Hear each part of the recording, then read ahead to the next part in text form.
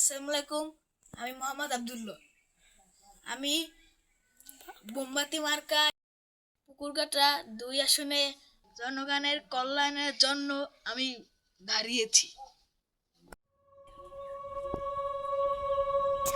এটা ছিল একসময় আমাদের পুকুর। এখানে শিশুরা খেলতো, মানুষ বসতো, এমনকি প্রকৃতি ছিল প্রাণবন্ত।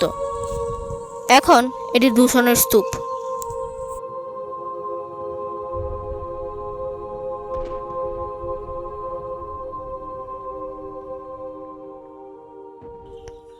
আপনারা দেখতে পাচ্ছেন এই এই পুকুরটা, ওই জঙ্গল, এইগুলো আগে সুন্দর ভালো প্রকৃতি। সেই প্রকৃতিটা এখন হয়ে গেছে কি দেখেন, ময়লার স্তূপ, দুর্গন্ধজাত জঙ্গল, বন। এদিকে এই পুকুরের ঘাটটা তো আমাদের পুকুরের না, এই জায়গায় আগে মাছ দেখা যেত, পানির নিচ পুরো মাটি পর্যন্ত দেখা যেত। আর সেই পুকুর এখন দেখেন ময়লায় কালো হয়ে গেছে, শালায় ভরে গেছে। মানুষ এত আবর্জনা ফেলছে পুকুরে। আমি যদি মোমবাতি মার্কায় যদি জিততে পারি, তাহলে এই এই এলাকায় উন্নতির কোনো অভাব থাকবে না।